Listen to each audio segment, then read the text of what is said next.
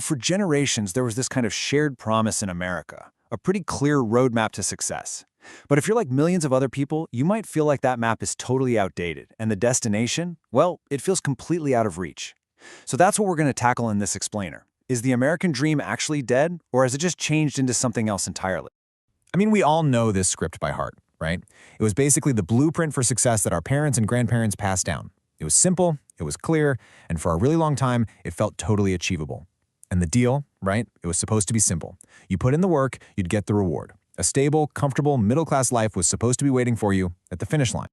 But here's the thing. For so many people, especially younger generations, there's this painful disconnect. I mean, people did everything they were supposed to do. They went to school, they got jobs, they're working their butts off, but that promised stability just feels further and further away. And it's this question that you just hear everywhere, and it's creating this deep, deep sense of frustration. So, is this all just a feeling, or does the data actually back it up? All right, let's dive in and look at the actual numbers to see what's really going on with the economic reality that so many Americans are facing. Okay, so take a look at this. This chart, it really just lays the whole problem out crystal clear. Look at that gap. See, for ages, wages and home prices, they kind of moved up together. Mid-sense, right? But then, boom, look at what's happened in recent years.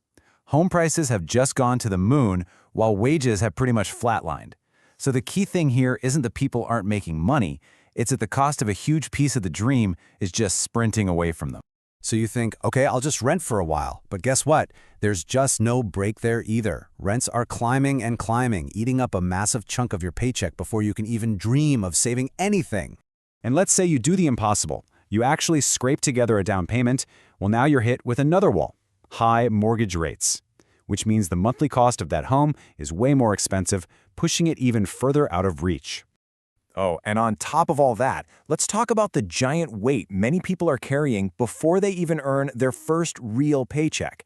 The whole promise was that college was your golden ticket to a better life, but for millions, it came with decades of debt that just puts every other part of life on hold. So you put it all together: flat wages, insane housing costs, rising rents, and all that debt. And you get this: a widespread feeling that the game is rigged. It really feels like an entire generation is just locked out of the #1 way Americans have always built wealth: owning a home. All this pressure, it's led to a pretty powerful and, pretty bleak argument that the American dream as we knew it, it's officially over. This whole perspective really rests on 3 core pillars. The people who believe this, they'll tell you straight up, this is not about you failing. The system is failing you. And they point to these 3 huge structural problems as proof that the old rulebook just doesn't work anymore. And wow, this number right here just perfectly sums up the housing crisis. In a lot of big cities, a normal house now costs 5, 7, even 10 times the average yearly salary. Think about it. For your parents or grandparents, that number was maybe 2 or 3 times. The math it literally doesn't work anymore.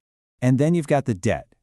Those years in your 20s and 30s, they were supposed to be your launch pad, the time to start saving, investing, building your future. But now, for so many, those exact same years are just about clawing your way back to zero, just paying off loans for an education you were told you had to have.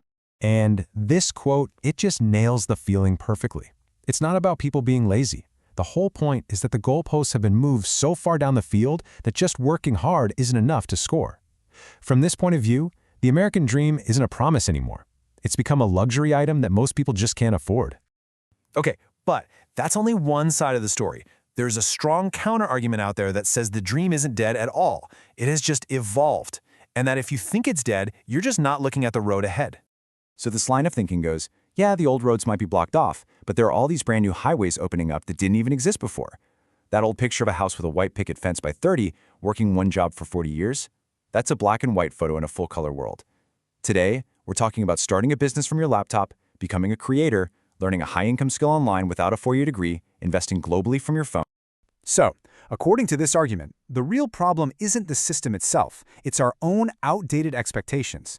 It's like trying to use an old roadmap to navigate a city that's been completely rebuilt. The world changed, and you have to change with it. And this quote really captures that entire spirit. The idea here is that opportunity is absolutely still out there, but it rewards the people who are willing to adapt, to be creative, and to write their own rules instead of just following an old, faded map.